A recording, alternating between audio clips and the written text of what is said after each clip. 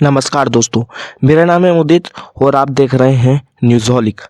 मैं अयोध्या हूँ सीरीज का यह भाग 4 है।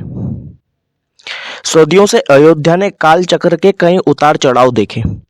महाराज रघु, राजा दशरथ और स्वयं राम को भी देखा और फिर इन्हीं राम के मंदिर के लिए चल रहे अथक संघर्ष को भी। अयोध्या में राम जन्मभूमि का आंदोलन कई 450 साल तक चला। कभी संतों और धर्मगुरुओं ने इसकी कमान संभाली तो कभी राजनीतिक दलों और उनके नेताओं ने। केवल इस आंदोलन के कारण कई सरकारों के ताज के पत्तों की तरह गिरी भी और एक अजीब आंधी की तरह आई और बनी भी। कहते हैं बाबर के सेनापति मीर बाकी ने सन 1526 से 1528 के बीच राम मंदिर तोड़कर उसी के मलबे से बाबरी मस्जिद बनवाई। लेकिन फिर भी बरसों बरस इसे कभी सीता रसोई मस्जिद या जन्म स्थान मस्जिद ही कहा जाता रहा। सन 1528 से 1731 तक इस इमारत पर कब्जे के लिए दोनों समुदायों के बीच कोई 64 वर्ष संघर्ष हुआ।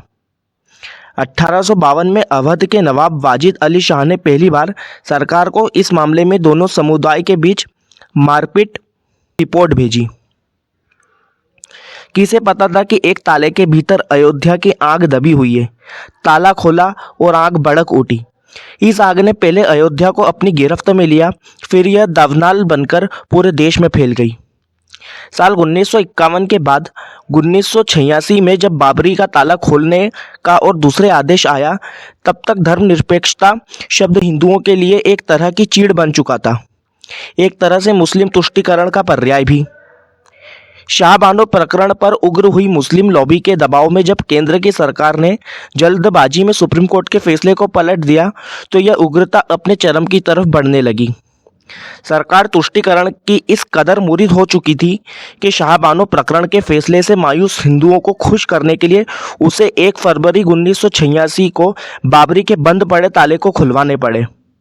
जल्दबाजी इस तरह की है कि फैजाबाद की अदालत ने शाम 4:40 बजे आदेश दिए और केवल 40 मिनट में यानी 5:20 बजे ताले खोल दिए गए।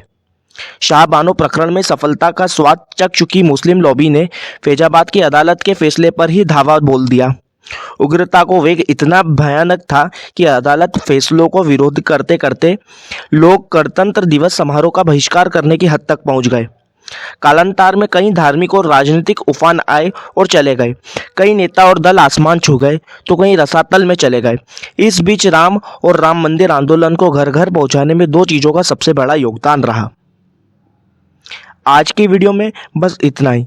कल 5 भाग में पढ़िए वे 2 बड़े घटनाक्रम कौन से थे जिन्होंने मंदिर आंदोलन को घर घर पहुंचा दिया। अगर वीडियो अच्छी लगी हो तो वीडियो को लाइक करना, चैनल को सब्सक्राइब करना।